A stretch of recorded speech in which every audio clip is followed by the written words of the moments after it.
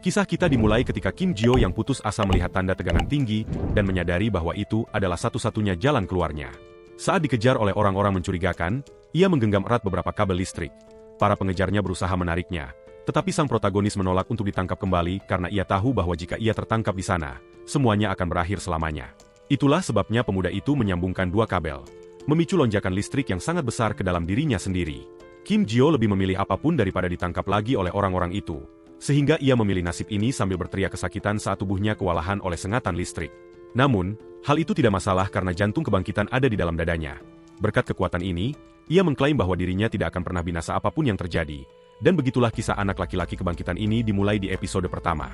Di dunia ini, terdapat jantung-jantung khusus yang berbeda dari jantung normal, sebuah mutasi yang terjadi pada sebagian kecil orang, dan bergantung pada sifat jantung ini, mereka dapat memanifestasikan kekuatan yang luar biasa sehingga orang-orang ini dikenal sebagai mutan jantung. Orang-orang mengiri pada kekuatan ini dan menyebutnya sebagai berkah dari para dewa. Tetapi Kim Jio yang terbaring di tumpukan sampah meragukan apakah ini benar-benar berkah ilahi sambil mengeluhkan kondisinya saat ini akibat jantung tersebut. Saat ini, sang protagonis hanya perlu mencari sesuatu untuk dimakan karena ia sangat kelaparan. Dan sambil mengais-ngais sampah, pemuda itu menemukan sepotong roti yang baru saja dibuang. Ia bahkan tidak memedulikan baunya dan mulai melahap makanan yang ditemukannya itu.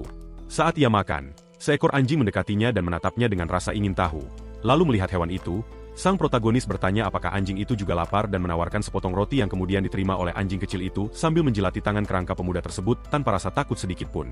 Tiba-tiba, anjing-anjing lain mengelilinginya, tetapi Kim Jio mendengar suara aneh dari kejauhan.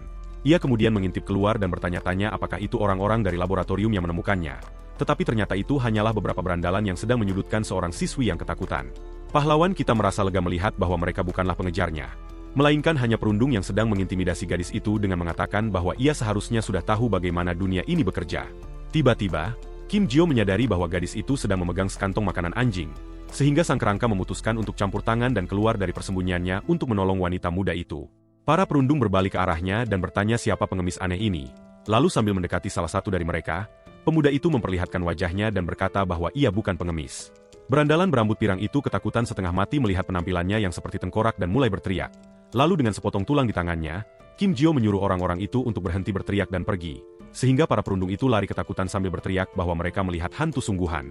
Masih terduduk di tanah dan sangat ketakutan, siswi itu mencoba berterima kasih atas bantuannya. Tetapi sang protagonis hanya menunjuk ke arahnya dengan mengancam tanpa mengucapkan sepatah kata pun. Gadis itu panik dan berteriak agar makhluk itu tidak mendekatinya. Tetapi alih-alih mendekat, ia hanya memungut kantong makanan anjing yang dijatuhkan gadis itu. Tindakan tak terduga ini membuat siswi itu benar-benar bingung dengan situasi tersebut. Lalu ia memperingatkan bahwa makanan yang dipungutnya itu adalah untuk anjing. Sambil memakan beberapa butir makanan kering itu, ia meminta maaf karena secara tidak sengaja menakuti gadis tersebut. Lalu Kim Jio bertanya apakah ia keberatan jika ia memakan sedikit makanan anjing itu. Wanita muda itu menjerit ketakutan saat menyadari bahwa makhluk itu bisa berbicara dan langsung lari dari sana.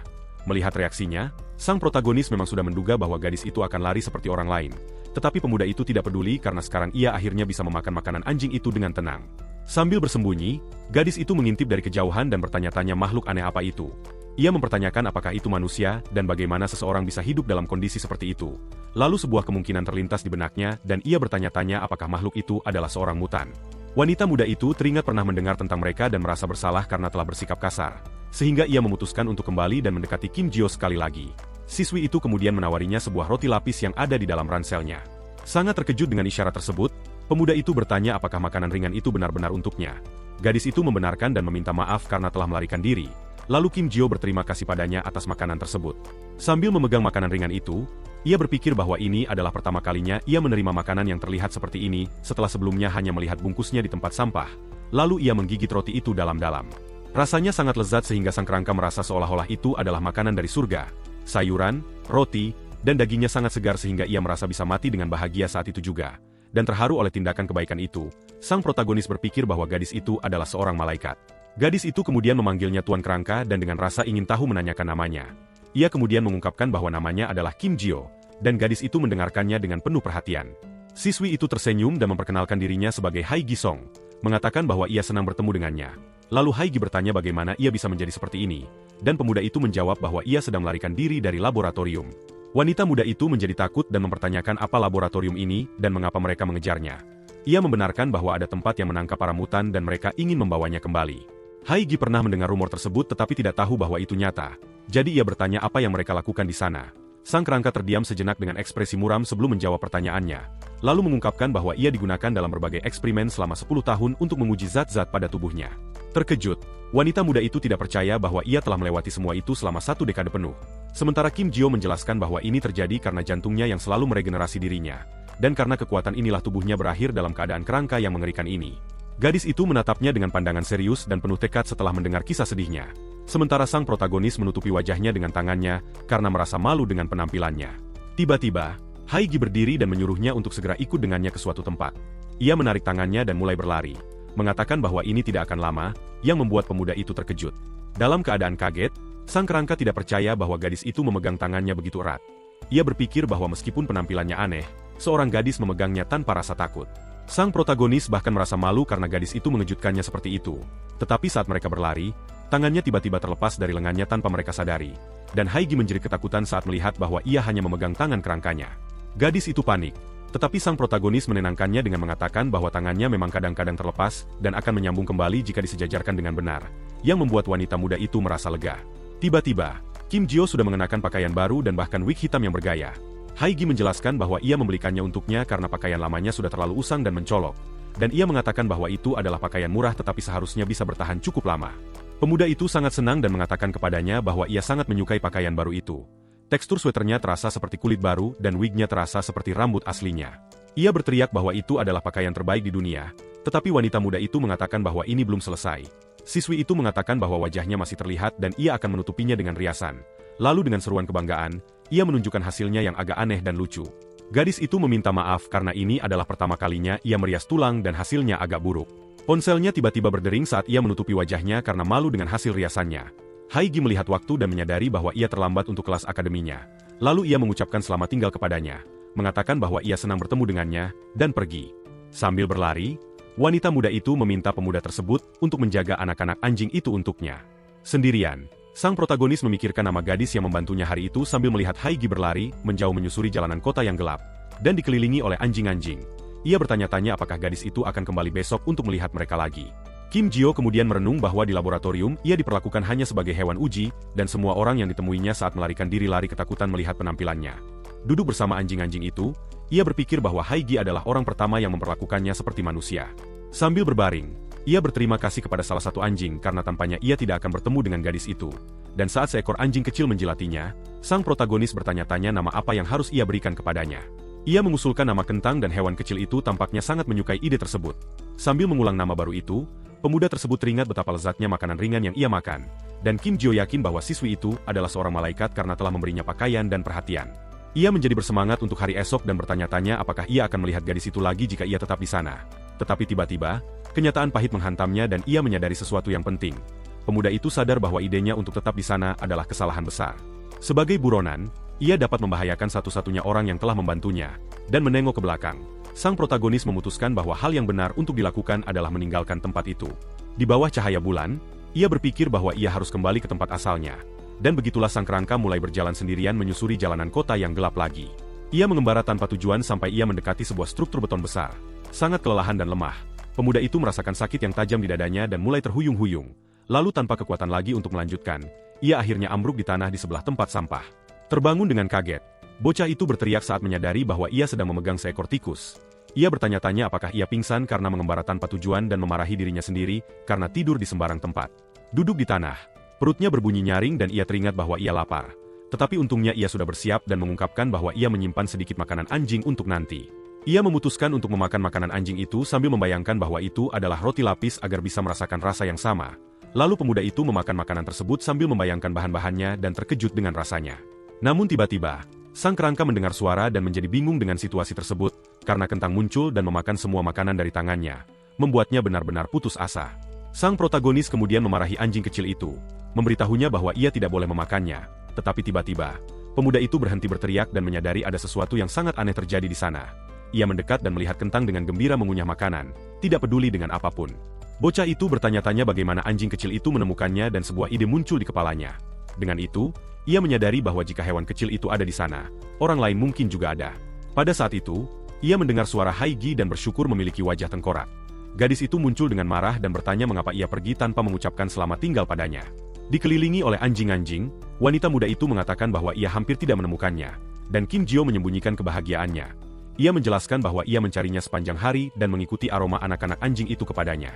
Siswi itu memarahinya karena pergi dan mengingatkannya bahwa sangat berbahaya baginya untuk berada di tempat terbuka.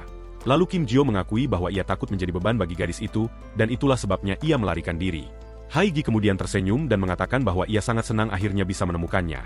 Kentang menjilati wajahnya dan wanita muda itu mengatakan bahwa bahkan anjing kecil itu pun mengkhawatirkannya. Gadis itu kemudian menunjukkan sekumpulan makanan ringan dan mengatakan bahwa mereka harus makan terlebih dahulu. Ia berkata karena pemuda itu hanya makan satu roti lapis, ia membelikan beberapa makanan ringan untuknya. Lalu wanita muda itu menyiapkan beberapa kue dengan susu dan menawarkannya agar pemuda itu mencobanya. Terkejut, pemuda itu bertanya apa itu dan gadis tersebut menjelaskan bahwa itu adalah kue dengan susu. Memegang nampan itu, ia merasakan sensasi baru dan mengatakan bahwa ini melampaui makanan kemarin. Setelah mencicipi sedikit, sang protagonis takjub dengan rasa yang belum pernah ia rasakan sebelumnya. Lalu dengan air mata berlinang, Kim Jio mengatakan bahwa makanan ringan itu sangat lezat sampai-sampai ia bisa menangis. Ia mengatakan rasanya seperti otaknya meleleh dan Haigi tertawa melihat reaksi berlebihannya. Namun saat ia meminum soda, lengannya yang hilang mulai beregenerasi secara tiba-tiba. Dan terkejut, siswi itu bertanya apakah itu nyata. Lalu pemuda itu menunjukkan hasilnya kepadanya. Gadis itu menonton dalam diam saat tangan pemuda itu membangun kembali dirinya sendiri di depannya. Lalu ia bertanya apakah penyembuhannya selalu selambat ini, dan apakah butuh waktu berhari-hari untuk selesai. Sang kerangka mengoreksinya, mengatakan bahwa pada tingkat ini, butuh waktu bertahun-tahun untuk sembuh total. Ia menjelaskan bahwa ini hanya terjadi jika ia menggunakan makanan, dan gadis itu bertanya apa metode lainnya. Dalam pikirannya, ia tahu bahwa ia membutuhkan cairan vital, tetapi ia tidak ingin menakuti gadis itu. Jadi sang protagonis berbohong dengan mengatakan bahwa cara lain hanya bisa dilakukan di laboratorium. Wanita muda itu mempertanyakan apakah laboratorium membantunya, dan ia membenarkan bahwa itu untuk ujian. Lalu menjelaskan bahwa itulah sebabnya mereka mengejarnya tanpa henti kemanapun ia pergi. Dan pada saat itu, Haigi mengerti mengapa ia pergi begitu saja tanpa peringatan. Kim Jio membenarkan dan mengatakan bahwa gadis itu tidak perlu bersikap baik lagi karena ia bisa terluka. Tetapi tiba-tiba, siswi itu berdiri dan mengatakan bahwa mereka akan pergi ke kantor polisi sekarang juga. Pemuda itu mengatakan bahwa itu tidak ada gunanya karena polisi akan memperlakukannya seperti monster dan mencoba menjatuhkannya. Tetapi gadis itu menyuruhnya untuk tidak khawatir karena kakak perempuannya adalah seorang petugas polisi. Ia juga mengungkapkan bahwa saudara perempuannya adalah seorang mutan jantung sama seperti sang protagonis. Terkejut, pemuda itu bertanya apakah saudara perempuannya benar-benar seorang mutan dan wanita muda itu membenarkannya. Namun meskipun mendengar berita itu, Kim Jio masih tampak sedikit curiga dengan seluruh situasi tersebut. Lalu Haigi memintanya untuk mempercayainya karena saudara perempuannya adalah orang yang sangat baik. Sang kerangka terdiam sejenak, memikirkan apakah ia harus menerima bantuannya. Di saat lain, siswi itu mengucapkan selamat tinggal kepada anjing-anjing dan mengatakan bahwa ia harus pergi. Gadis itu mengatakan bahwa mereka harus bersikap baik karena tempat penampungan akan segera menelepon untuk menjemput mereka. Dan anjing kecil bernama Kentang tampaknya memahami situasi tersebut dan berdiri di sana sambil meneteskan air liur kebahagiaan. Sang protagonis mengelus hewan itu dan berterima kasih karena telah membantunya sekali lagi. Dan dengan itu, pemuda tersebut memutuskan bahwa kali ini ia tidak akan lari seperti seorang pengecut dan akan menghadapi ketakutannya. Ia kemudian berjanji akan kembali berkunjung setelah semuanya selesai dan hidupnya tertata. Demikianlah, keduanya mengucapkan selamat tinggal kepada anjing-anjing tersebut dan berangkat untuk menemui kakak perempuan Haigi yang merupakan polisi. Dengan tudung terpasang, bocah itu berpikir bahwa dalam 3 tahun ini adalah pertama kalinya seseorang membantunya. Ia menatap gadis itu dan merasa aneh memiliki seseorang di sisinya setelah sekian lama. Lalu saat mereka menyeberang jalan, ia bertanya-tanya apakah ia bisa hidup tanpa berlari, tetapi sebuah mobil muncul. Berjalan dengan tudung terpasang dan lebih percaya diri, ia tidak menyadari bahaya yang mendekat dengan cepat. Dan siswi itu menoleh ke samping dan benar-benar ketakutan melihat kendaraan itu melaju dengan kecepatan tinggi. Mobil itu menabraknya secara langsung dan sang protagonis terlempar dengan keras ke udara. Tanpa ada waktu untuk bereaksi, pemuda itu membentur tanah dengan keras dan terbaring tak bergerak setelah benturan kuat tersebut. Tiba-tiba, seorang pria mencengkeram Haigi dan berteriak untuk segera menangkap Kim Jio sebelum ada yang melihat. Lalu pria-pria bersenjata lainnya berlari ke arah sang protagonis untuk segera menangkapnya. Tanpa membuang waktu, 2 preman mencengkeram Kim Jio dan mengangkatnya dengan cepat dari tanah. Sementara di tempat lain, seorang pria misterius menyalakan rokok dengan korek api emas yang mewah. Lalu dengan tatapan mengintimidasi ia berkata bahwa ia akhirnya menemukan sampah itu.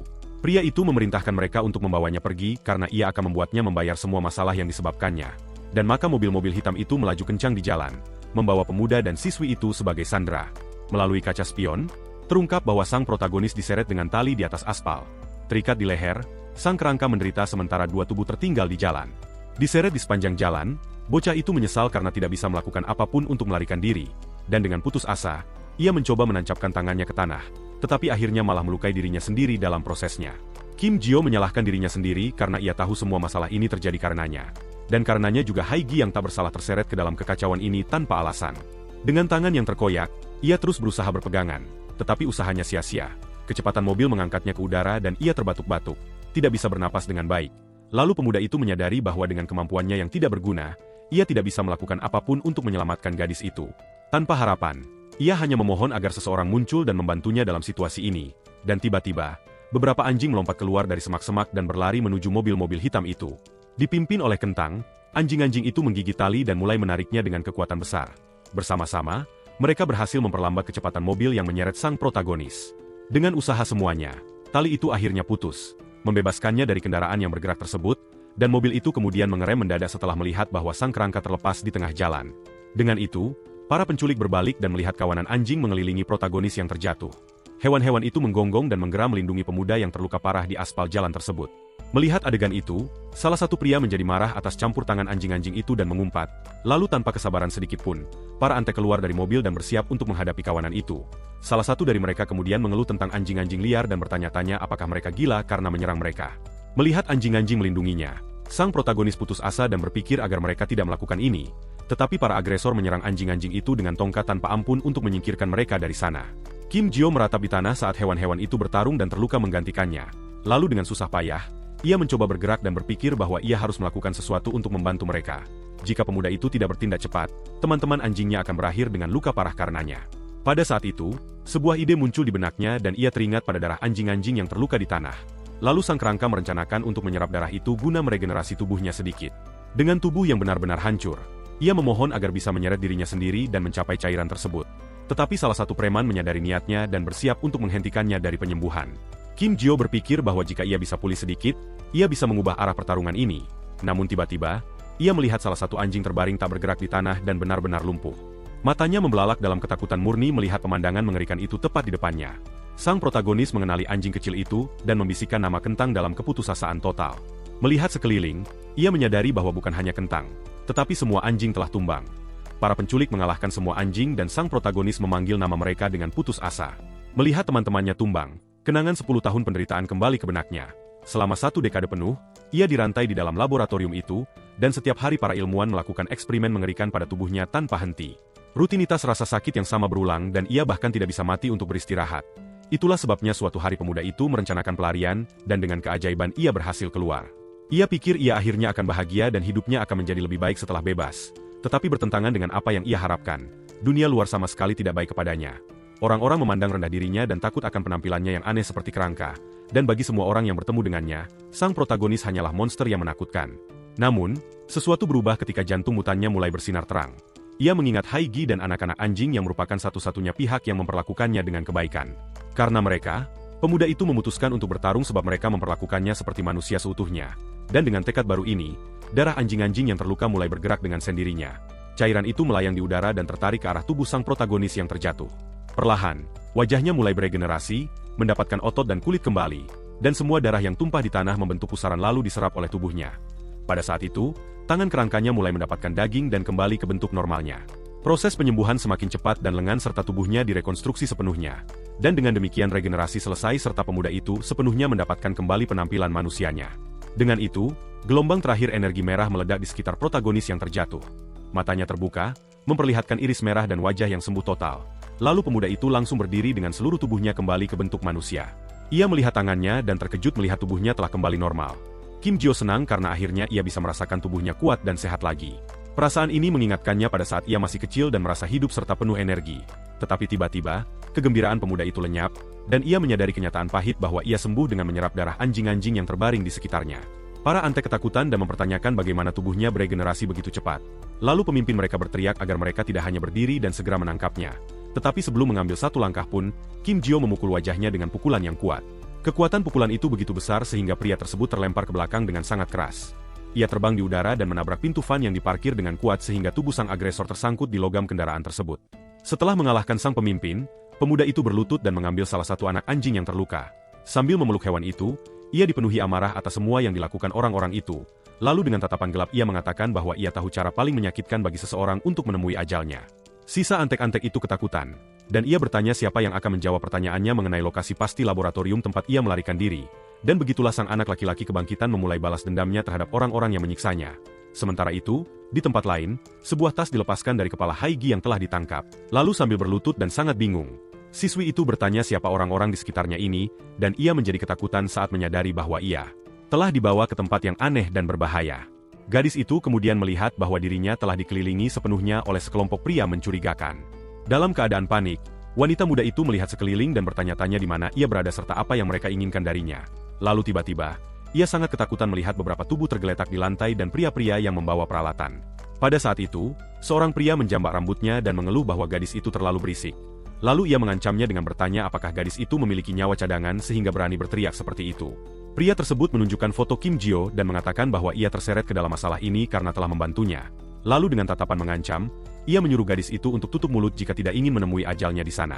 Sambil mendekat, ia berbisik bahwa jika 1 atau 2 orang tewas di tempat itu, tidak akan ada yang peduli. Dan siswi itu pun lumpuh ketakutan saat mendengar kenyataan tersebut. Namun, ponsel pria itu mulai berdering di tengah-tengah intimidasinya sehingga mengganggunya. Ia menjawab panggilan tersebut dan bertanya mengapa orang itu menelepon alih-alih datang ke lokasi. Di ujung telepon, anak buahnya menceritakan apa yang terjadi dengan sang kerangka dan anjing-anjing itu. Lalu ia melaporkan dengan kebingungan bahwa kerangka tersebut tiba-tiba berubah menjadi manusia. Sang pemimpin menjadi marah dan menyuruh bawahannya itu untuk berbicara dengan jelas agar ia bisa mengerti. Haigi yang tidak sengaja mendengar percakapan itu bertanya-tanya apakah anjing-anjing itu benar-benar muncul untuk membantu. Bos itu kemudian menyadari situasinya dan bertanya apakah anak buahnya itu mengatakan bahwa ia kehilangan targetnya. Dengan marah, ia meneriaki pria itu, mengatakan bahwa ia sama sekali tidak tahu betapa berharganya pemuda tersebut. Pria itu mengumpat dan mengancam bawahannya, mengatakan bahwa mereka akan tamat jika tidak membawanya kembali. Lalu setelah menutup telepon, ia mencengkeram Haigi dan bertanya di mana kerangka yang dicarinya itu. Sangat marah, bos itu meneriaki gadis itu, mengatakan bahwa ia tidak tahu berapa nilai pemuda itu. Siswi itu menjawab bahwa ia tidak tahu, dan pria itu mencibir sambil mengatakan bahwa tentu saja ia tidak tahu. Sambil mengeluarkan sebilah pisau, ia mengancam gadis itu dan mengatakan bahwa ia akan membuat beberapa lubang di tubuhnya untuk melihat apakah ia ingat. Wanita muda itu teringat bahwa Kim Jio telah memperingatkannya, tetapi ia bodoh dan tidak mendengarkan dengan baik. Dengan pisau di lehernya dan sambil menangis, ia bertanya-tanya apa yang harus dilakukannya dalam situasi tersebut. Tetapi tiba-tiba, sang agresor dikejutkan oleh sebuah suara dan menoleh ke samping dengan kaget. Salah satu anak buahnya terbang di udara dan jatuh ke tanah, terkalahkan hanya dalam hitungan detik. Lalu dalam sekejap, semua pria lainnya terlempar ke tanah dan terbaring tak bergerak menahan rasa sakit. Pada saat itu, sosok misterius muncul di pintu ruangan dan menghadapi para preman tersebut. Sang pemimpin berbalik dan merasa bingung, tidak memahami apa yang sedang terjadi di tempat itu. Dengan rambut yang menutupi wajahnya, sang protagonis menatap pria-pria itu dan bos tersebut bertanya siapa dia. Salah satu anak buahnya mendekat dan memanggilnya pengemis, bertanya siapa dia sebenarnya. Kim Jio kemudian mencengkeram leher pria itu dengan kekuatan yang mengejutkan dan mengangkatnya ke udara. Pria itu meronta dan terkejut dengan kekuatan yang dimiliki oleh bocah kurus ini. Dengan tatapan penuh kebencian, pemuda itu mengungkapkan bahwa alasannya berada di sana adalah untuk membalas dendam. Ia mengatakan bahwa karena mereka, semua anjing yang merupakan temannya telah tiada. Bos itu kemudian berteriak menyuruh anak buahnya untuk menyerang penyusup itu dan segera menghabisinya. Anak buah lainnya berlari ke arahnya, tetapi ia bahkan tidak bergerak saat menerima pukulan di leher. Pukulan itu tidak memengaruhi pemuda tersebut, yang tetap mempertahankan ekspresi tenang dan serius di wajahnya. Lalu dengan itu, ia membalas melalui pukulan kuat yang bersarang tepat di dagu sang agresor. Pria itu terlempar ke belakang akibat benturan tersebut dan berteriak kesakitan saat ia meludahkan sedikit darah. Memanfaatkan gangguan tersebut, salah satu anak buahnya mencengkeramnya dari belakang dan berteriak bahwa ia berhasil menangkapnya. Dua pria lainnya menahannya dan mulai memukulinya tanpa henti untuk melumpuhkannya. Tetapi meskipun terluka dan berdarah, sang protagonis menghadapi mereka dengan mata merahnya yang penuh amarah. Menggunakan kekuatannya, ia menunduk dan melempar salah satu anak buahnya melewati tubuhnya dengan sekuat tenaga. Sang pemimpin dan pria lainnya terkejut melihat kekuatan manusia super bocah itu. Terjatuh di tanah, Kim Jio perlahan bangkit dan menghadapi para agresor dengan tatapan dingin. Lalu ia bertanya apakah mereka dikirim oleh laboratorium Hermes untuk menangkapnya. Haigi terkejut mendengar nama laboratorium itu yang mengonfirmasi kecurigaannya. Siswi itu mengenalinya dan bertanya-tanya apakah bocah itu benar-benar Tuan Jio yang ditemuinya. Sang pemimpin akhirnya memahami situasi tersebut dan menyadari bahwa bocah itu adalah sang kerangka. Ia teringat pernah diperingatkan bahwa ia mungkin tidak akan mengenalinya jika pemuda itu beregenerasi. Tiba-tiba, salah satu anak buahnya menembaknya, dan pemuda itu dengan ironis berterima kasih kepadanya atas tembakan tersebut. Dengan senjata di tangannya, bos itu berterima kasih kepadanya karena telah kembali dengan sendirinya. Dengan senyum jahat, ia memerintahkan anak buahnya untuk mengambil semua senjata yang diberikan kepada mereka. Dan dengan itu, para anak buahnya patuh lalu mereka semua mencabut pistol untuk menembak sang protagonis. Sang pemimpin berteriak agar tidak ragu dan menembak sungguhan karena mereka bisa mendapatkan lebih banyak uang. Dan begitulah, mereka semua menembaki pemuda itu agar ia tidak bisa beregenerasi lagi. Sang pemimpin berteriak agar mereka tidak berhenti dan terus menembak tanpa ampun pada bocah yang terkena beberapa peluru tersebut. Dengan ekspresi kesakitan, bocah itu merasakan setiap tembakan menembus tubuhnya tanpa belas kasihan. Ia merasakan dagingnya terkoyak saat peluru-peluru itu menembus punggungnya dengan keras. Proyektil-proyektil itu tidak berhenti dan kini menghancurkan tulang-tulangnya menjadi berkeping-keping dengan benturan yang terus-menerus. Dengan paru-paru yang tertembus, sang protagonis bahkan tidak bisa bernapas dengan baik karena saking sakitnya. Melihat pemandangan mengerikan itu, Haigi berteriak putus asa agar mereka berhenti menembaki pemuda tersebut. Setelah sekian banyak tembakan, bocah itu akhirnya jatuh ke tanah dan salah satu anak buahnya merayakan kejatuhannya. Tubuh sang protagonis terbaring tak bergerak di lantai, penuh dengan lubang peluru dan darah di mana-mana. Namun tiba-tiba, tangan pemuda itu mulai bergerak dengan sendirinya, menandakan bahwa ia masih hidup. Darah yang tumpah di lantai mulai bergerak dan tertarik ke arah jari-jari bocah itu. Bukan hanya darahnya, tetapi darah anak buah yang tumbang juga bergerak menuju Kim Jio. Dan pada saat itu, jantung mutannya mulai bersinar terang di dalam dadanya. Salah satu anak buahnya berteriak memanggil bosnya saat melihat salah satu rekannya terangkat dari tanah. Sang protagonis mulai bangkit dengan sendirinya, dan anak buah itu berteriak bahwa pemuda itu hidup kembali. Dengan itu, sang pemimpin menjadi ketakutan dan mengatakan bahwa pemuda itu bangkit seperti zombie. Mengabaikan luka-lukanya, tubuh Kim Jio meliuk dan darah sepenuhnya menyelimuti dirinya. Bos itu kemudian berteriak agar anak buahnya tidak hanya berdiri di sana dan menembaknya sekali lagi. Meskipun menerima tembakan baru, bocah itu merasakan setiap peluru menembus tubuhnya tanpa henti. Ia menyadari bahwa tembakan itu tidak hanya menembusnya, tetapi juga menghancurkannya berkeping-keping. Namun meskipun menerima semua kerusakan itu, tubuhnya terus beregenerasi. Ia menyadari bahwa rasa sakitnya tidak sekuat yang ia bayangkan. Tubuhnya terus beregenerasi, dan ia teringat apa yang telah ia alami sebelumnya. Ia ingat saat menanggung eksperimen mengerikan dengan cairan di dalam tubuhnya. Pemuda itu juga ingat saat ia dihancurkan oleh mesin berat di laboratorium, dan ia tahu bahwa semua pengalaman dan siksaan itu jauh lebih menyakitkan daripada ini. Dengan itu, ia mendekati bos tersebut dan memukul wajahnya dengan pukulan yang kuat. Dampak pukulan itu begitu kuat sehingga pria tersebut terlempar jauh dengan sangat keras. Bagi sang protagonis, sesuatu seperti senjata api sederhana sama sekali tidak menakutkan. Lalu ia menegaskan pada dirinya sendiri bahwa ia bisa menahan rasa sakit semacam ini sepanjang hari. Anak buah yang lain terkejut melihat bos mereka dikalahkan dengan cara seperti itu. Tanpa membuang waktu, bocah itu maju dan memukul agresor lain dengan pukulan yang tepat. Pria itu terlempar ke dinding dan meludahkan darah karena kerasnya serangan yang diterimanya. Yang lain lumpuh karena mereka tidak menyangka pemuda itu begitu kuat. Namun yang benar-benar membuatnya gila adalah saat mengingat anjing-anjing yang melindunginya. Dalam benaknya, ia melihat hewan-hewan yang tumbang itu dan dipenuhi dengan amarah yang tak terkendali. Pemuda itu teringat pada anjing kecil, Kentang, yang membantunya dan menjadi teman setianya. Dan fakta bahwa ia tidak bisa melindungi mereka membuatnya benar-benar marah. Salah satu anak buahnya mencoba lari, tetapi sang protagonis menghentikannya dengan tendangan cepat. Putus asa, sang pemimpin mencengkeram Haigi dan berteriak agar bocah itu tidak mendekat. Meskipun diancam, ia tidak berhenti dan memukul bos itu dengan pukulan lain di wajah. Sang protagonis terus meninju wajah bos itu dengan kekuatan besar dan tanpa ampun. Dengan wajah penuh kebencian, ia melampiaskan seluruh kemarahannya pada pria yang menangkapnya. Pemuda itu meratap bahwa ia tidak akan pernah bisa melihat teman-teman anjingnya lagi. Dan untuk itu, ia menyerang dengan semua yang ia miliki. Kekuatan serangan itu begitu besar sehingga bahkan dinding di belakang agresor itu retak. Terbaring di tanah dan terluka parah, pemimpin anak buah itu menatap bocah tersebut dengan ketakutan di matanya. Ia tidak percaya dengan kekuatan manusia super yang dimiliki oleh pemuda kurus ini. Benar-benar putus asa, bos itu memohon agar sang bocah mengampuni nyawanya. Tetapi dengan tatapan dingin, sang protagonis mengatakan bahwa sekarang sudah terlambat untuk menyesal. Tanpa ragu, ia mendaratkan tendangan kuat ke wajah pria di tanah itu. Sang pemimpin menjerit kesakitan dan meludahkan lebih banyak darah akibat dampak tendangan yang menghancurkan tersebut. Namun, pemuda itu tidak berhenti dan terus meninju wajah sang agresor tanpa henti.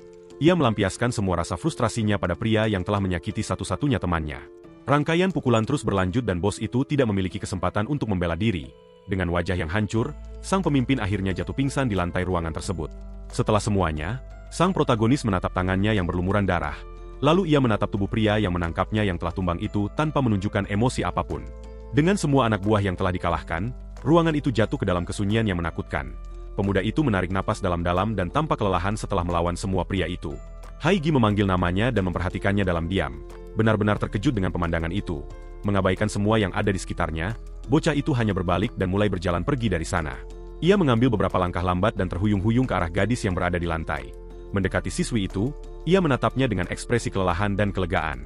Haigi bertanya apakah ia yakin dirinya baik-baik saja karena ia terkena banyak tembakan. Tiba-tiba, pemuda itu pingsan dan gadis tersebut memeluknya, mengatakan bahwa ia senang pemuda itu masih hidup.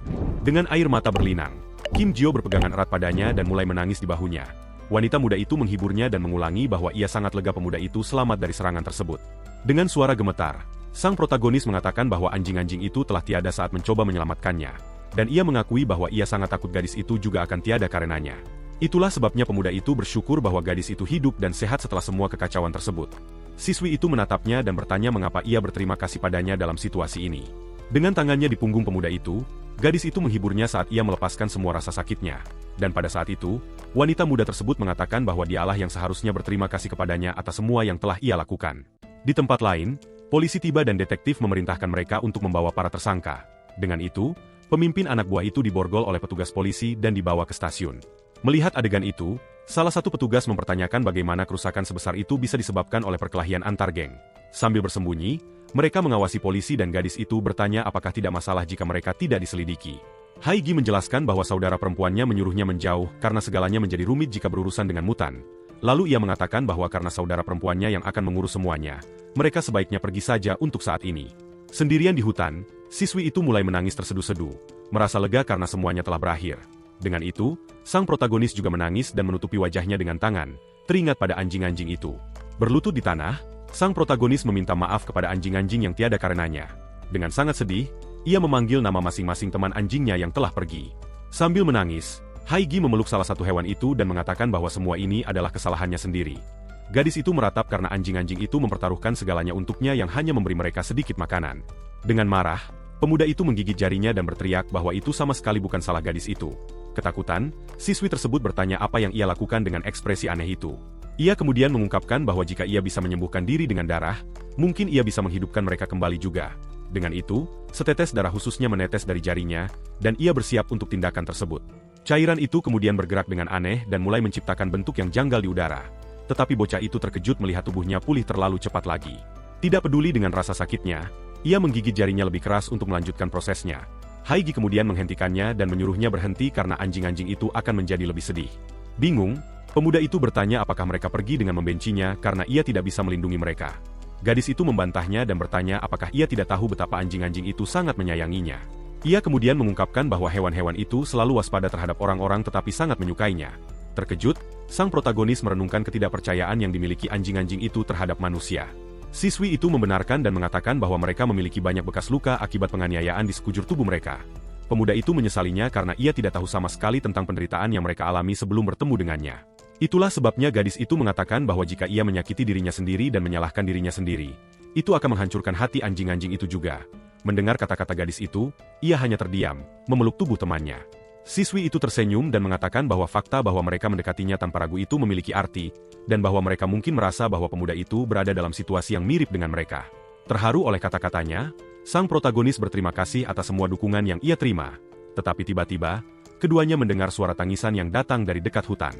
Betapa terkejutnya mereka, salah satu anak anjing kentang muncul dan gadis itu senang bahwa hewan itu masih hidup. Anak anjing kecil itu kemudian mulai mengibaskan ekornya dan berjalan ke arah sang protagonis. Haigi melihat pemandangan itu dan mengatakan bahwa anak anjing kecil itu menatap langsung ke arah Tuan Jio. Dengan itu, pemuda tersebut bertanya kepada anak anjing itu, apakah ia tidak membencinya karena semua orang telah tiada karenanya. Sebagai jawaban, anak anjing itu hanya menjilati tangan bocah tersebut, menunjukkan kepedulian dan kasih sayang. Melihat reaksi hewan itu, siswi tersebut mengatakan bahwa anak anjing kecil itu tampaknya menyukainya. Anak anjing itu kemudian tertidur di pelukannya, dan gadis itu mengatakan bahwa hewan itu pasti sangat kelelahan. Wanita muda itu kemudian bertanya-tanya apa yang harus dilakukannya, karena ia tidak bisa meninggalkan bayi yang baru lahir sendirian. Namun ia juga memikirkan pemuda itu dan tahu bahwa orang-orang dari laboratorium itu bukanlah preman biasa. Jadi siswi itu menjauh dan mengatakan bahwa ia akan menelepon saudara perempuannya untuk menyelesaikan situasi tersebut. Di telepon, ia memberitahu saudara perempuannya bahwa ia telah menangani semuanya dan bertanya kemana mereka harus pergi. Dan begitulah keduanya berjalan melintasi kota yang gelap dengan pemuda itu menggendong anak anjing di pelukannya. Setelah berjalan beberapa saat, mereka akhirnya tiba di sebuah gedung apartemen besar. Di dalam tempat itu, ia terkejut melihat rumah tersebut, dan gadis itu mengundangnya masuk serta menyuruhnya untuk menganggap seperti rumah sendiri. Namun, sang protagonis ragu-ragu dan bertanya apakah tidak apa-apa bagi orang berbahaya seperti dirinya untuk masuk. Wanita muda itu kemudian tersenyum dan mengatakan bahwa ia mempertaruhkan nyawanya untuk melindunginya, jadi ia tidaklah berbahaya. Gadis itu juga mengatakan bahwa saudara perempuannya ingin bertemu dengannya karena ia sedang menyelidiki sebuah kasus. Ia menjelaskan bahwa kasus tersebut tampaknya terkait dengan laboratorium yang mengejarnya. Itulah sebabnya Haigi bersikeras bahwa ia bisa masuk tanpa rasa takut, karena semuanya akan baik-baik saja sekarang. Sambil melihat dirinya sendiri di cermin, pemuda itu melihat dirinya menggendong anak anjing dan sangat kebingungan. Lalu tiba-tiba ia berteriak panik. menakuti gadis yang tidak mengerti apa-apa itu. Kim Jio kemudian mencengkeram wanita muda itu dan berteriak menunjuk wajahnya yang kembali memiliki pipi dan bibir. Ia menjelaskan bahwa wajahnya belum beregenerasi sejak ia masih kecil. Di laboratorium, regenerasinya sangat lambat dan mereka hanya melakukan eksperimen padanya. Lalu menyentuh bayangannya sendiri. Ia akhirnya menyadari seperti apa penampilan aslinya. Siswi itu meminum sedikit air dan mengatakan bahwa kisahnya menjadi semakin mengejutkan dari menit ke menit. Lalu ia berkomentar bahwa sekarang setelah sembuh, ia tidak terlihat seperti pria tua dan menanyakan usianya. Pemuda itu berpikir sejenak dan mengatakan bahwa sudah lama ia tidak memikirkannya. Ia menghitung bahwa ia masuk ke laboratorium pada usia 7 tahun dan melarikan diri 10 tahun setelah semuanya terjadi. Wanita muda itu menyemburkan airnya saat menyadari bahwa pemuda itu berusia 17 tahun dan sangat terkejut. Lalu dengan itu, ia berteriak bahwa usia mereka sama dan bertanya mengapa pemuda itu membiarkannya memanggilnya paman. Karena malu, bocah itu mengakui bahwa ia hanya merasa senang gadis itu memperlakukannya seperti manusia. Mendengar pengakuan itu, wanita muda itu tidak bisa berkata-kata dan hanya menatapnya dalam diam sejenak. Dalam pikirannya, ia menganggap situasinya sedikit menyedihkan, tetapi juga manis pada saat yang sama. Lalu Haigi menyarankan agar mereka saling memanggil dengan nama masing-masing dan menyuruhnya mandi untuk makan malam. Sementara ia bersiap untuk makan, anak anjing kecil itu menikmati makanan di mangkuknya. Haigi mengatakan bahwa makanannya hanya nasi dengan telur dan kecap karena ia tidak pandai memasak. Tetapi pemuda itu berseru bahwa ini adalah makanan terbaik yang pernah ia makan selama bertahun-tahun. Wanita muda itu kemudian mengatakan bahwa saudara perempuannya tidak akan bisa datang hari ini karena ada kejadian tak terduga. Setelah mereka selesai makan, sang protagonis merasa puas dengan makanan lezat tersebut. Dengan itu, gadis tersebut menunjuk ke sofa dan menyuruhnya tidur di sana malam itu. Pemuda itu mengatakan bahwa tidur di lantai saja tidak masalah, tetapi gadis itu bersikeras dan memberinya selimut. Ia kemudian mengucapkan selamat malam, mengatakan bahwa ia harus mengerjakan pekerjaan rumah di kamarnya. Dan begitulah, siswi itu masuk ke kamarnya dan menutup pintu, meninggalkannya sendirian di ruang tamu. Sendirian di ruang tamu, bocah itu mengamati tempat tersebut dengan ekspresi kekaguman.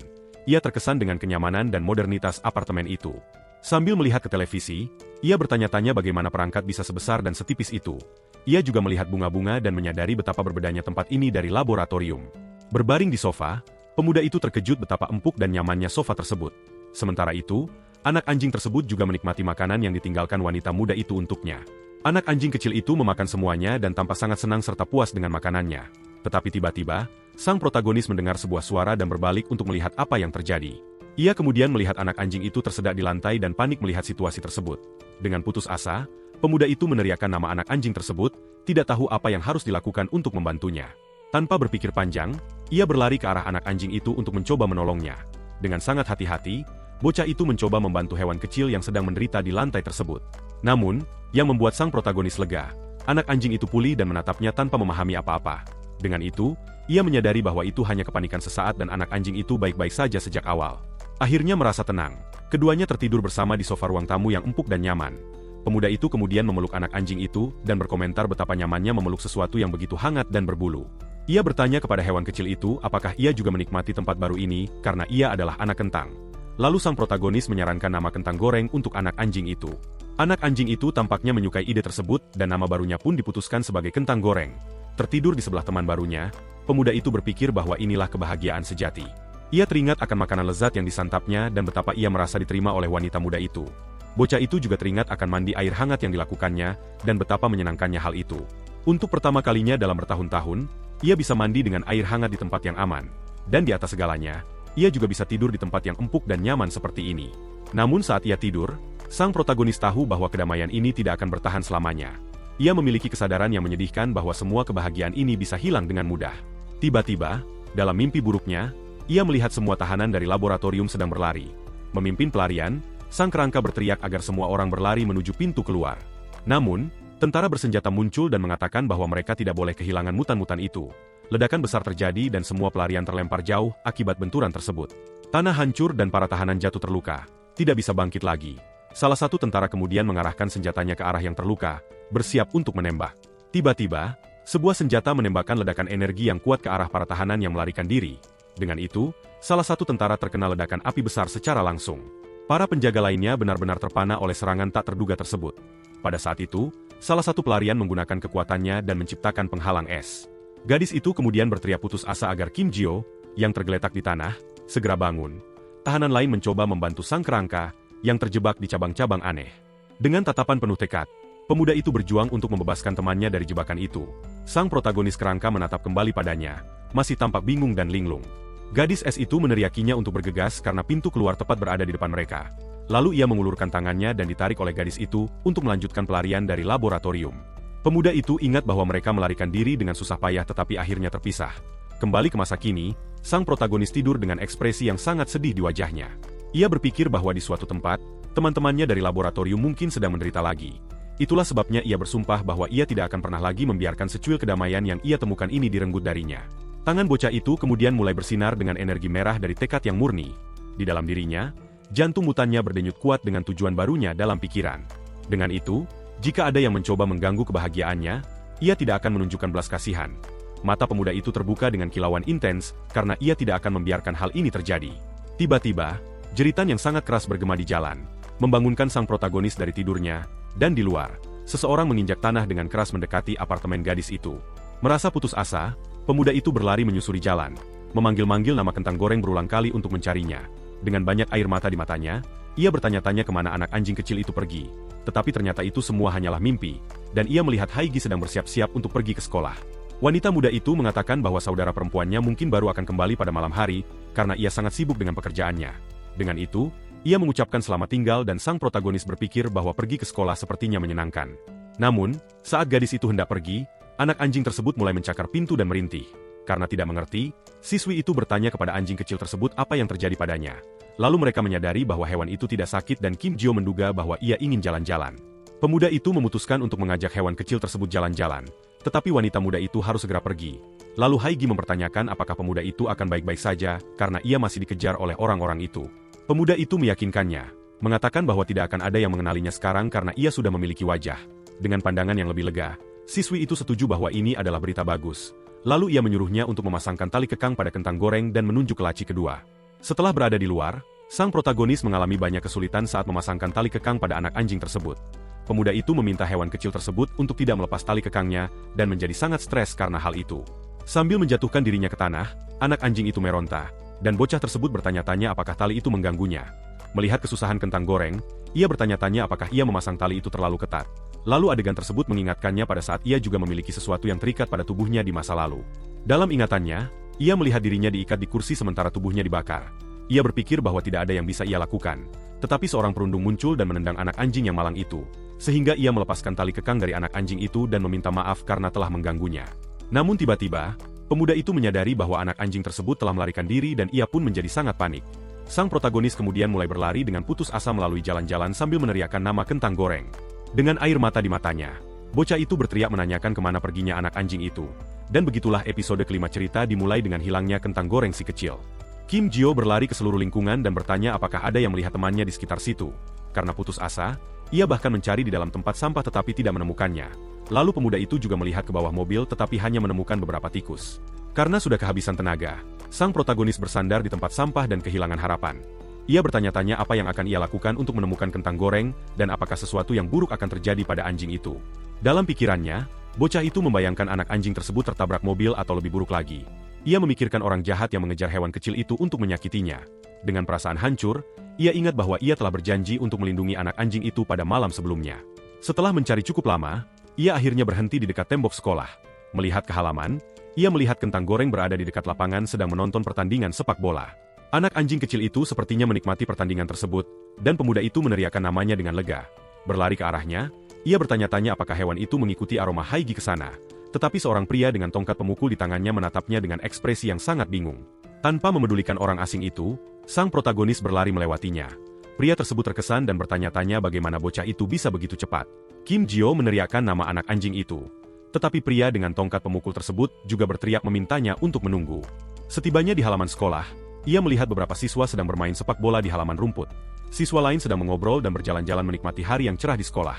Lalu duduk di bangku penonton. Beberapa anak laki-laki berkumpul untuk menonton video di ponsel. Bersembunyi di balik pohon, sang protagonis mengamati dan berpikir bahwa inilah yang dinamakan sekolah. Ia kemudian memperhatikan bahwa semua orang sepertinya bersenang-senang. Tetapi ia tidak sengaja mendengar percakapan yang aneh. Para siswa sedang membicarakan rumor bahwa mutan berasal dari laboratorium. Lalu salah satu dari mereka menunjukkan bahwa hadiah untuk mutan yang dicari adalah 1 miliar won. Mendengar hal ini, pemuda itu menyadari bagaimana orang luar melihat mutan sebagai hadiah. Sehingga ia memutuskan bahwa ia harus berhati-hati dan segera menemukan kentang goreng untuk keluar dari sana dengan cepat. Pada saat itu, Anak anjing tersebut berlari dengan gembira melintasi halaman tanpa menyadari bahaya di sekitarnya. Di tempat lain, beberapa gadis sedang merekam tantangan menari dan melihat hasilnya. Teman-temannya memuji salah satu dari mereka, mengatakan bahwa ia sangat cantik dan berbakat dalam menari. Dengan senyuman, wanita muda itu berterima kasih kepada mereka dan mengatakan bahwa mereka juga sangat cantik. Tiba-tiba, kentang goreng kecil berlari ke arah mereka dan para siswi itu pun terkejut. Salah satu gadis menggendong anak anjing itu dan mengatakan bahwa ia sangat imut dan menggemaskan. Lalu dengan itu, mereka memutuskan untuk berfoto bersama anak anjing tersebut untuk diunggah di media sosial. Namun saat melihat layar ponsel, salah satu dari mereka melihat pantulan pemuda itu dan berteriak ketakutan. Para wanita muda itu menyebutnya penguntit dan bertanya apakah ia mengambil foto mereka. Di balik pohon, Kim Jio meminta maaf, tetapi salah satu dari mereka menyebutnya orang aneh yang menakutkan. Ia menjelaskan bahwa ia tidak bermaksud menakut-nakuti mereka dan hanya sedang mencari kentang goreng. Namun, para gadis itu mengubah sikap mereka dan mulai memuji penampilan pemuda tersebut karena menganggapnya sangat tampan. Salah satu dari mereka memperhatikan seragamnya dan menyimpulkan bahwa ia pasti mahasiswa baru atau siswa pindahan. Wanita muda itu kemudian bertanya apakah pemuda itu ikut rekam dan mengundangnya untuk bergabung dalam video bersama mereka. Temannya memarahinya, tetapi ia tidak peduli dan pemuda itu menolak dengan mengatakan bahwa ia tidak bisa direkam. Tidak terpengaruh oleh penolakan tersebut, siswi itu meminta pemuda itu untuk memberikan profil Instagramnya. Lalu ia menjelaskan bahwa ia akan menandainya dalam video agar para pengikutnya juga bisa mengenalnya. Teman-temannya terkejut karena ini adalah pertama kalinya mereka melihat Minjang meminta kontak seorang anak laki-laki. Bingung, sang protagonis bertanya-tanya apa itu Instagram, dan ia mendengar bahwa seseorang bisa mendapatkan pengikut dengannya. Gadis bernama Minjang itu berpikir bahwa pemuda itu tidak buruk sama sekali, dan bahwa sifat pemalunya membuatnya semakin manis. Ia berpikir bahwa pemuda itu sedang jual mahal, tetapi pemuda itu mengungkapkan bahwa ia tidak memiliki akun media sosial. Siswi tersebut benar-benar tidak bisa berkata-kata saat mendengar jawaban pemuda yang tidak terduga itu. Dengan itu, pemuda tersebut meminta maaf dan dengan sopan serta sedikit canggung menolak tawaran wanita muda itu. Teman-temannya tidak percaya bahwa Minjang baru saja ditolak untuk pertama kalinya. Dengan marah, gadis itu berpikir bahwa pemuda itu sedang jual mahal dan bahwa pertahanannya tidak dapat ditembus. Pemuda itu kemudian mengambil kentang goreng dari pelukan gadis tersebut dan mengatakan bahwa anak anjing itu adalah miliknya dan ia harus pergi. Sambil menggendong anak anjing itu, ia meminta maaf dan berjanji tidak akan pernah kehilangan pandangan terhadapnya lagi. Tiba-tiba, seorang perundung yang berpenampilan jahat menyaksikan adegan tersebut dengan tatapan penuh kemarahan. Ia kemudian bertanya kepada teman-temannya siapa pria baru yang sedang berbicara dengan gadis-gadis itu. Salah satu temannya bertanya bukankah itu gadisnya, dan perundung itu membenarkannya dengan marah. Perundung bernama Tu itu dengan marah bertanya siapa pria baru yang menggoda Minjang karena ia sangat marah. Ia tidak percaya pria itu menggoda gadis tersebut tepat di depannya. Lalu sang agresor merebut bola sepak dari siswa lain yang menjadi kebingungan. Temannya mencoba menghentikannya dan mengatakan bahwa terakhir kali ia mematahkan hidung seseorang seperti ini. Tetapi ia tidak peduli dan menendang bola dengan sekuat tenaga ke arah sang protagonis. Bola itu melesat seperti rudal. Perundung itu mengatakan bahwa jika bola itu mengenai seseorang, itu bukan masalahnya. Pada saat itu, proyektil tersebut hampir mengenai kepala protagonis dan anak anjing itu secara langsung.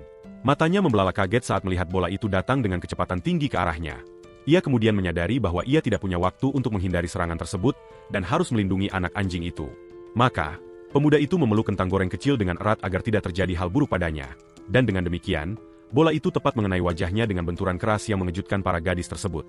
Salah satu teman Minjang mendekat dengan khawatir dan bertanya apakah ia baik-baik saja setelah pukulan itu. Tiba-tiba, sedikit darah mulai menetes di tanah dan gadis tersebut panik melihat pemandangan itu. Perundung itu kemudian mendekat dan berpura-pura bahwa itu adalah kecelakaan sambil meminta maaf secara sarkastis. Ia mengatakan bahwa itu adalah kesalahan dan bahwa ia juga hampir terkena, tetapi Minjang tidak tampak yakin. Dengan senyum kemenangan, sang agresor menyuruh pemuda itu untuk lebih berhati-hati lain kali. Tetapi Kim Jio mengatakan bahwa anak anjing itu hampir terluka dan dengan tatapan dingin menyuruhnya untuk meminta maaf. Perundung itu mulai tertawa dan menunjuk ke hidung pemuda tersebut, mengatakan bahwa ia banyak berdarah. Namun, ia berhenti tertawa ketika ia ingat bahwa Minjang sedang menonton dan ia harus menjaga citranya. Mengubah sikapnya, ia bertanya apakah bocah itu baik-baik saja dan menyarankannya untuk pergi ke ruang UKS. Pemuda itu mengatakan bahwa ia baik-baik saja. Tetapi kentang goreng hampir terluka dan menyuruh perundung itu untuk lebih berhati-hati. Dengan senyum palsu, perundung itu meminta maaf dan sang protagonis mengatakan tidak apa-apa. Mengucapkan selamat tinggal, ia berbalik untuk pergi dan teman agresor itu mengatakan bahwa sang perundung menahan diri. Sangat marah, Tu menyuruh temannya untuk mencari tahu siapa pria itu karena ia membencinya. Sendirian, sang protagonis berpikir bahwa ia sangat terkejut dengan gagasan telah kehilangan kentang goreng. Tetapi ia merenung bahwa berkat anak anjing itu, ia bisa melihat sekolah dan bertemu dengan anak muda lainnya. Dengan senyuman, ia merasa semua itu sangat menyenangkan dan bertanya-tanya apakah ia akan mendapatkan teman di sana. Tiba-tiba, seseorang memanggilnya teman dan pemuda itu berbalik tanpa memahami situasinya. Perundung itu mendekat dengan senyum palsu dan meminta maaf atas apa yang terjadi sebelumnya. Lalu ia mengatakan bahwa karena mereka berada di kelas yang sama sekarang, mereka bisa dianggap sebagai teman. Maka, sang agresor mengundangnya untuk mengambil roti dan sang protagonis terkejut dengan tawaran itu. Pemuda itu terpesona dengan ide makan roti karena ia sudah lama tidak memakan makanan seperti itu. Terkejut, ia bertanya apakah perundung itu benar-benar akan membelikan roti dan perundung itu menariknya untuk pergi. Bocah itu kemudian bertanya apakah akan ada makanan untuk kentang goreng dan sang agresor berjanji untuk membelikan semuanya untuk hewan itu. Saat mereka berjalan, perundung itu berpikir bahwa pemuda itu pasti lapar karena mencoba bersikap keren. Tetapi tiba-tiba sang agresor mengangkat kakinya untuk menyerang protagonis dari belakang. Dengan tendangan yang kuat, ia memukul pemuda itu dengan keras dan pemuda itu berteriak kesakitan akibat pukulan tersebut. Terjatuh di tanah bersama kentang goreng, ia menyadari bahwa perundung lain telah muncul untuk mengelilinginya. Salah satu dari mereka mengejeknya karena jatuh ke dalam jebakan yang begitu jelas demi roti. Agresor lain kemudian bertanya kepada teman-temannya apakah pria itu lambat atau semacamnya. Agresor itu kemudian mengatakan bahwa ia akan memberinya cukup makan, tetapi itu sebenarnya adalah pukulan mentah. Dikelilingi oleh geng itu, sang pemimpin menyebutnya si lemah dan mulai memprovokasinya dengan senyuman. Tou menjadi marah melihat ketenangan pemuda itu dan bertanya mengapa ia bertingkah sangat aneh.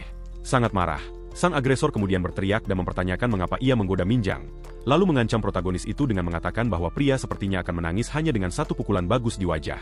Mencengkeram kerahnya, pemimpin geng itu mengumpatnya dan mengatakan bahwa membawa anak anjing ke sekolah itu menjijikan. Dengan tangannya di wajah, pemuda itu meratap karena ia pikir perundung itu benar-benar ingin menjadi temannya. Kim Jio kemudian meminta maaf dan mengatakan bahwa jika ia membuatnya tidak nyaman, ia bisa pergi tanpa masalah. Tetapi agresor lainnya menghentikannya dan bertanya kemana ia pikir ia bisa pergi dengan mudah. Dengan tatapan dingin, sang protagonis menyuruh mereka minggir karena mereka menakut-nakuti kentang goreng kecil. Salah satu anak buahnya menjadi marah dan mengatakan bahwa anjing kampung itu meniru pemiliknya dan bertanya kepada siapa ia menggonggong. Tiba-tiba, pemuda itu memukul wajahnya dan pria itu terlempar ke belakang dalam keadaan berdarah parah. Terjatuh di tanah, sang agresor pingsan dan teman-temannya bertanya-tanya mengapa pria itu ada di sana. Tou terkejut dan tidak percaya dengan apa yang dilihatnya. Bertanya-tanya bagaimana pemuda itu bisa membuat pria itu terlempar seperti itu. Marah, anak buah lainnya maju ke arah protagonis untuk menyerangnya sekaligus. Namun, bocah itu tidak terpengaruh oleh situasi tersebut dan menghadapi para agresor dengan pandangan tenang dan serius. Matanya bersinar dengan tekad yang dingin saat ia bersiap untuk pertarungan yang akan segera dimulai. Pada saat itu, jantung mutannya berdenyut dengan kekuatan penuh, melepaskan semua kekuatan tersembunyinya.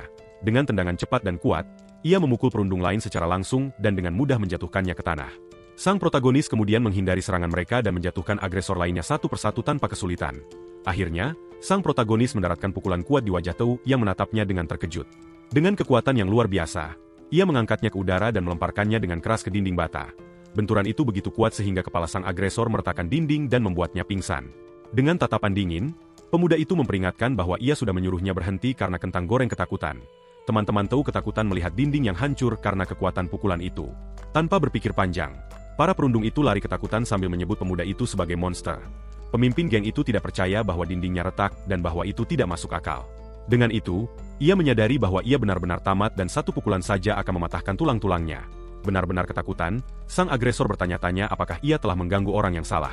Karena putus asa, perundung itu membungkuk dan memohon pengampunan, mengatakan bahwa ia tidak akan pernah melakukannya lagi. Ia kemudian mencoba menjelaskan dirinya sendiri dan menunjukkan kepada pemuda itu foto anak anjingnya yang bernama Bobby. Sang protagonis bertanya-tanya apakah ia orang yang baik karena juga memiliki anak anjing yang lucu. Sementara itu, sang agresor terus meminta maaf dan memohon untuk dimaafkan kali ini saja. Namun tiba-tiba, perut bocah itu berbunyi dan ia mengatakan bahwa ia lapar karena menggunakan kekuatannya. Perundung itu bingung, bertanya-tanya bagaimana pemuda itu bisa lapar dalam situasi ini. Lalu ia berpikir bahwa pria baru itu berpura-pura memaafkannya untuk menuntut makanan sebagai balasannya. Sementara itu, Haigi sedang berada di kelas dan begitulah episode kelima dari kisah pemuda itu berakhir. Di episode ke-6, perundung itu membawa sang protagonis ke toko swalayan sekolah. Dengan banyak makanan di atas meja, bocah itu berterima kasih kepadanya dan Tou menyuruhnya untuk menikmatinya.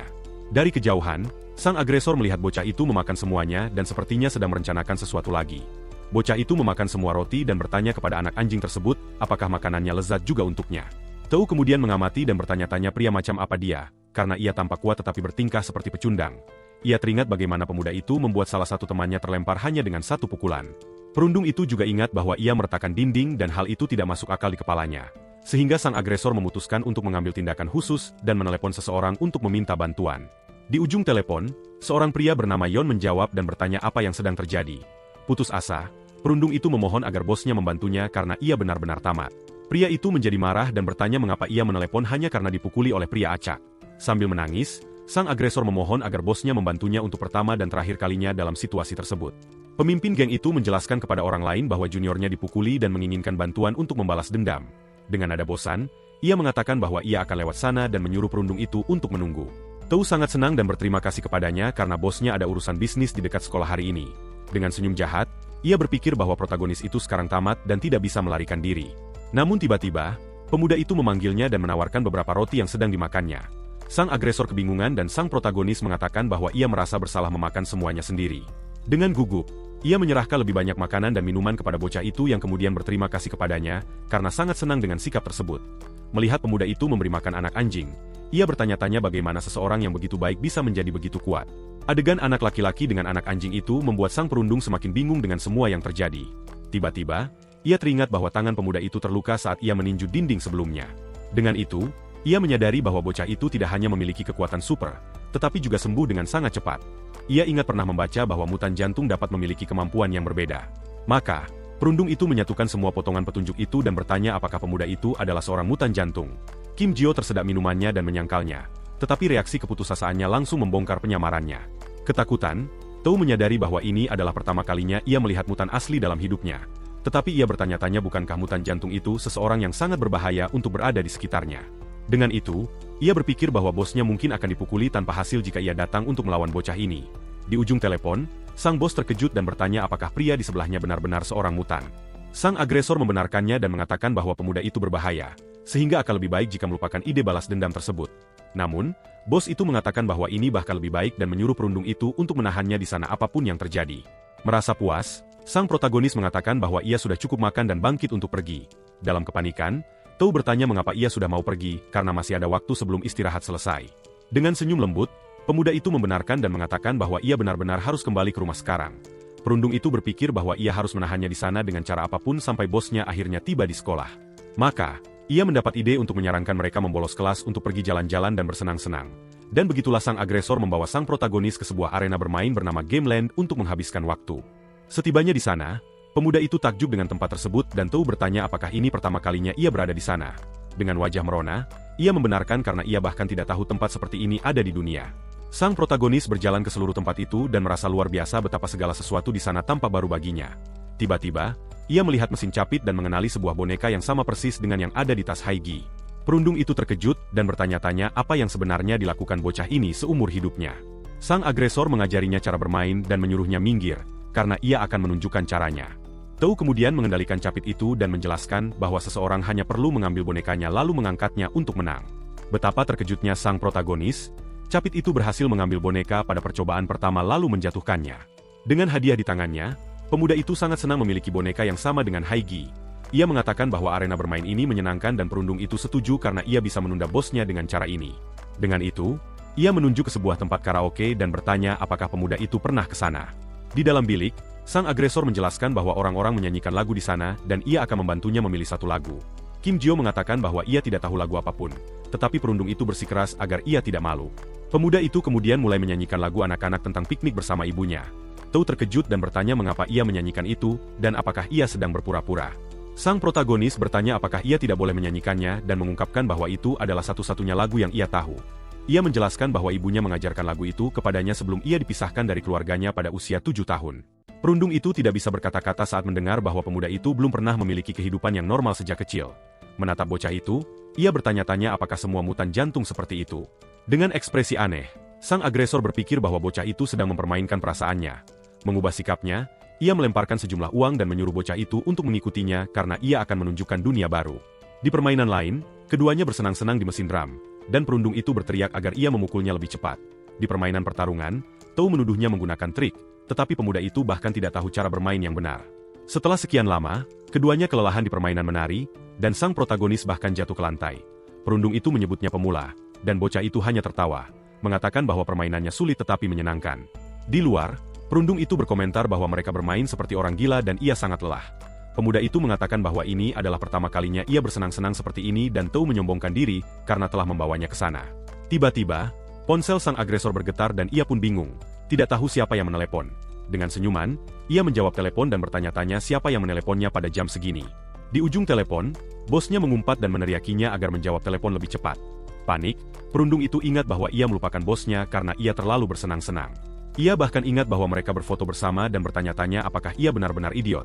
Dalam foto-foto tersebut, keduanya berpose lucu dan bahkan membentuk hati dengan tangan mereka seperti teman baik. Berjalan menyusuri jalan, ia melihat bosnya beserta anak buahnya berdiri dan menunggu mereka di depan.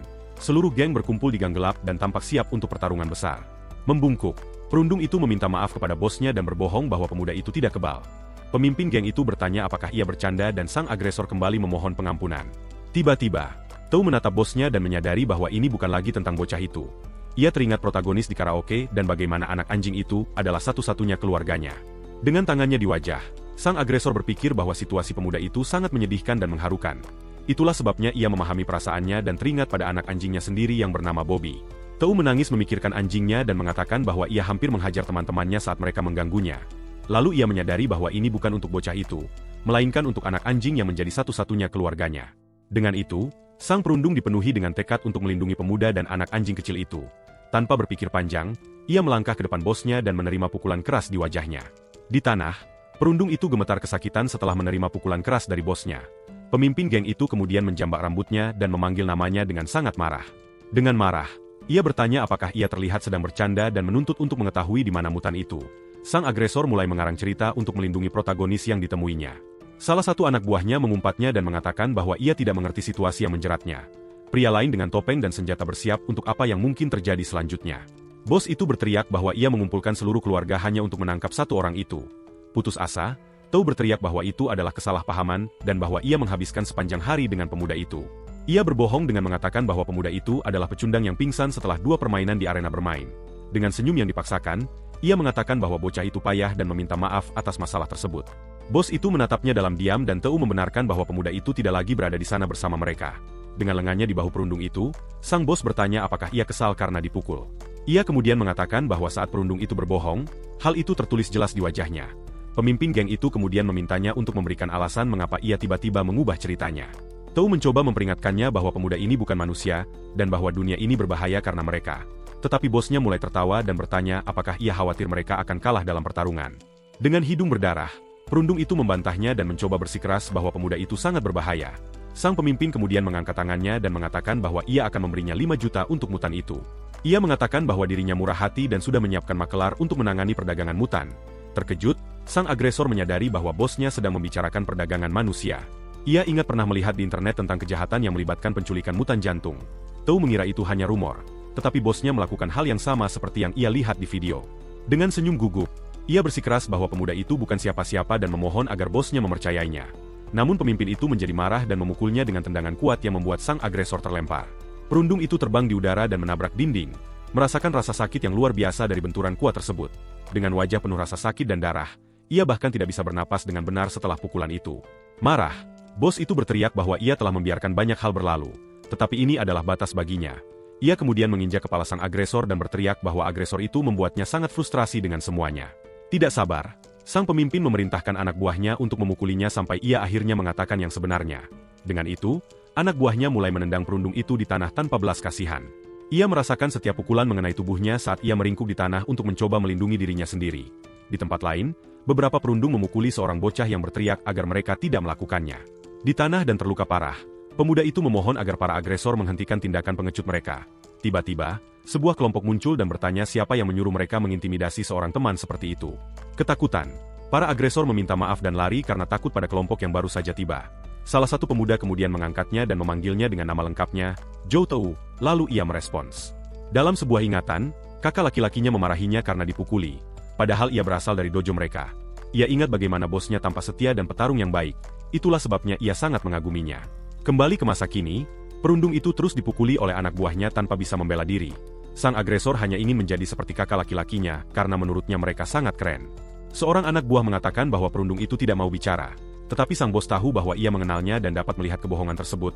Bos itu kemudian berjongkok dan mengatakan bahwa Tou itu setia dan itu sangat keren darinya, tetapi ia memperingatkannya bahwa menjual pemuda itu ke makelar bukanlah lelucon.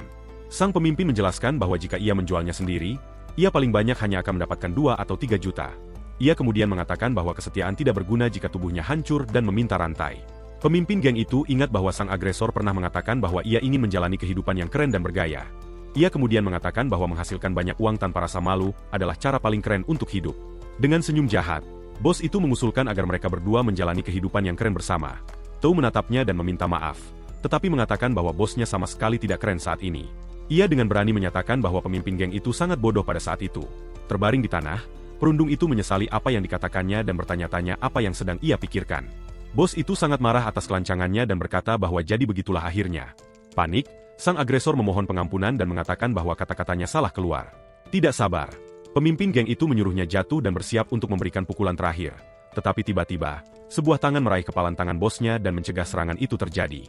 Kim Jio menganalisis rantai itu dan mengatakan bahwa rantai itu setebal jari dan kasar. Ia kemudian memperingatkan bahwa jika bos itu memukulnya dengan rantai itu, bekas lukanya akan bertahan lama. Anak buahnya kebingungan dan bertanya-tanya siapa pria yang muncul entah dari mana ini. Tou terkejut dengan penampilannya dan bertanya bagaimana protagonis itu berhasil menemukannya. Pemuda itu menjelaskan bahwa ia datang mencarinya karena ia tidak kembali ke arena bermain. Tou di tanah memperingatkan pemuda itu untuk lari karena orang-orang ini berbahaya. Namun perundung itu mengakui bahwa dialah yang sebenarnya memanggil pria-pria itu ke sana. Dan ia bahkan mengungkapkan bahwa ia telah memberitahu bosnya bahwa sang protagonis adalah seorang mutan jantung. Sang agresor menutup matanya rapat-rapat. Teringat mengapa ia melakukan semua itu. Ia mengaku bahwa ia melakukan semuanya karena marah akibat dipukuli dan meminta maaf kepada bocah itu. Kim Jio kemudian bertanya mengapa sang agresor sampai dipukuli hanya karena masalah seperti itu. Pada saat itu, pemimpin geng tersebut menatap sang protagonis dengan pandangan yang sangat mengintimidasi. Melihat bosnya, perundung itu ketakutan akan apa yang mungkin terjadi pada pemuda itu. Salah satu anak buahnya kemudian mengangkat tongkat bisbol dan bersiap untuk menyerang sang bocah. Dengan tatapan penuh niat jahat, pria itu bersiap untuk menyerang dengan sekuat tenaga. Sang protagonis menggertakkan giginya dan bersiap menerima benturan untuk melindungi anak anjing itu. Tiba-tiba, agresor lain ikut campur dan mulai menyerangnya dengan berbagai senjata. Pukulan-pukulan itu tepat mengenai pemuda tersebut, dan suara benturan menggema melalui gang gelap. Melihat pemiliknya diserang, kentang goreng kecil mulai menggonggong dengan ganas pada pria-pria itu. Saat ditahan, Tou menjerit putus asa melihat adegan mengerikan tepat di depannya. Sang agresor kemudian bertanya apakah ia mutan tersebut dan mengatakan bahwa ia datang ke sini dengan sendirinya. Bahkan setelah dipukuli, tangan sang protagonis berada di tanah berlumuran darah. Tiba-tiba, darah di tanah mulai bergerak dengan sendirinya dan tertarik ke tangannya. Anak buahnya menyadari sesuatu yang aneh dan kebingungan dengan apa yang dilihatnya terjadi di sana. Dan dalam sekejap mata, pemuda itu mendaratkan pukulan kuat di wajah agresor yang terkejut itu. Pemuda itu menghindari serangan dan mendaratkan pukulan pada agresor lain yang kemudian terlempar jauh. Dalam hitungan detik, ia menjatuhkan beberapa anak buah, membuat semua orang terkejut dengan kekuatannya. Bos dan rekannya menyaksikan pertarungan dari kejauhan, tidak percaya dengan apa yang mereka lihat. Kim Jio kemudian bangkit dan menghadapi sisa geng itu dengan tatapan dingin dan penuh tekad. Salah satu pria berteriak dengan marah agar rekan-rekannya segera menghabisinya. Dikelilingi dari semua sisi, anak buah lain berteriak agar mereka menghajarnya tanpa ampun. Dengan itu, para agresor menyerangnya bersama-sama dengan tongkat dan senjata lain untuk menjatuhkannya. Namun sang protagonis melawan balik dan mendaratkan tendangan kuat pada salah satu dari mereka yang kemudian terbang di udara. Dengan pukulannya yang tepat, ia menjatuhkan para agresor yang berteriak kesakitan di tanah. Tanpa membuang waktu, bocah itu mendaratkan pukulan kuat ke wajah anak buah lainnya. Ia kemudian melakukan tendangan berputar dan menjatuhkan salah satu pria lain yang menyerangnya. Dengan tatapan serius, ia bersiap untuk menghadapi sisa anak buah yang tersisa. Seorang pria bertopeng mendekat dari belakang dengan tongkat untuk serangan mendadak. Pemuda itu menghindar pada detik terakhir, tetapi tongkat itu akhirnya merobek pakaiannya dan melukainya. Dengan gerakan cepat, ia menghindar dan bersiap untuk menyerang balik sang agresor. Sang protagonis memukulnya dengan pukulan yang sangat kuat sehingga melempar pria itu ke dinding dengan kekuatan penuh. Sisa anak buah ketakutan dan bertanya-tanya apakah ia benar-benar manusia. Kim Jio kemudian mencengkeram agresor lain di bagian leher dengan tatapan mengintimidasi di wajahnya. Melihat adegan itu, anak buah dengan rambut dicepol berteriak menyuruh orang-orangnya untuk menyerangnya dengan pisau. Ia mengatakan bahwa pemuda itu hanya manusia biasa dan jika ia ditusuk pisau, ia akan tumbang. Agresor itu menyerangnya dengan pisau dan bertanya apakah pukulannya terasa sakit sebagaimana mestinya. Bahkan saat batuk darah, sang protagonis menatap tanah tanpa menunjukkan banyak rasa sakit. Dengan marah, pria itu menyerangnya lagi dan berteriak agar monster itu segera dihabisi. Namun tiba-tiba, pemuda itu meraih tangan sang agresor dan mencegahnya menyerang lagi. Anak buah itu benar-benar bingung karena bocah tersebut tampaknya tidak merasakan sakit sama sekali. Dengan tatapan dingin, Kim Jio menyuruh pria itu untuk berhenti menyerangnya dengan pisau tersebut. Lalu tanpa kesulitan apapun, ia merebut pisau itu dari tangan agresor yang terkejut itu. Ketakutan, pria itu bertanya monster macam apa dia karena tidak merasakan pukulan. Memegang senjata tersebut, pemuda itu menatapnya dengan tatapan dingin dan mempertanyakannya. Ia kemudian mengatakan bahwa pria itu tidak perlu tahu lalu menusuk kakinya dengan pisau tersebut. Melihat adegan itu, anak buah lainnya putus asa dan memutuskan untuk melarikan diri dari tempat tersebut. Salah satu dari mereka melemparkan senjatanya ke tanah dan lari ketakutan akan apa yang mungkin terjadi pada mereka. Tetapi sang protagonis bergerak dengan kecepatan tinggi dan mencegah pria-pria itu melarikan diri. Dengan mata merahnya, Ia memperingatkan mereka bahwa sekarang mereka tahu identitas rahasianya. Sehingga dengan tatapan gelap pemuda itu menyatakan bahwa tidak ada yang akan keluar dari sana hidup-hidup. Sementara itu, kentang goreng kecil hanya menggonggong dengan gembira, tidak memahami keributan apapun. Dan begitulah, bocah itu mengalahkan para anak buah yang tertinggal di tanah dengan luka parah. Sang protagonis kemudian berdiri di tengah-tengah tubuh yang bergelimpangan dengan ekspresi kemenangan. Tou memanggil namanya, dan pemuda itu berbalik menghadapnya dengan tatapan serius. Khawatir. Perundung itu bertanya apakah ia baik-baik saja dan mengatakan bahwa ia akan memanggil ambulans. Kim Jio mengatakan bahwa ia baik-baik saja saat luka di dadanya menghilang. Perundung itu terkejut saat menyadari bahwa luka sang protagonis telah benar-benar lenyap. Ia tidak percaya dengan apa yang dilihatnya dan lumpuh ketakutan melihat adegan itu. Dengan wajah berkeringat, ia memalingkan muka dan merasa bersalah atas semua yang terjadi di sana. Pemuda itu kemudian meminta maaf kepada perundung yang masih berada di tanah tanpa mengerti apa-apa. Tou kemudian mengepalkan tangannya erat-erat, merasa seperti orang idiot karena segalanya. Ia mulai memukul dirinya sendiri dan mengumpat pada dirinya sendiri, karena memilih teman yang salah dan menjadi seorang idiot. Bingung, sang protagonis bertanya mengapa ia mencoba menjual teman seperti itu. Sang agresor meminta maaf dan mengaku bahwa ia mengkhianatinya karena ia dekat dengan orang-orang jahat itu. Ia menjelaskan bahwa ia pikir bergaul dengan mereka itu keren, dan sekarang melihat dirinya sebagai preman seperti mereka. Sang protagonis kemudian mengulurkan sesuatu kepada perundung yang bingung dengan isyarat tersebut. Dengan itu, ia menunjukkan bahwa hidung agresor itu berdarah dan menyuruhnya untuk membersihkan wajahnya. Perundung itu bertanya apakah itu benar-benar untuknya, dan pemuda itu mengangguk. Tetapi ia menyadari bahwa itu adalah alas pipis anak anjing dan menjadi sangat kesal. Meskipun begitu, ia membersihkan wajahnya dan mendengar pemuda itu mengatakan bahwa ia tidak pantas menjadi teman. Kim Jio tersenyum dan mengatakan bahwa bukan hanya ia satu-satunya yang menganggap mereka sebagai teman, dan itu sudah cukup. Perundung itu tidak bisa berkata-kata dan hanya menatapnya dengan alas pipis di wajahnya. Tiba-tiba, sang agresor mulai menangis terharu dengan kata-kata sang protagonis. Lalu ia memeluk Kim Jio dengan erat dan menangis terseduh-seduh sambil meminta maaf atas semua yang telah ia lakukan. Di tengah-tengah tubuh yang bergelimpangan, ia mengatakan bahwa protagonis itu adalah pria yang sangat keren.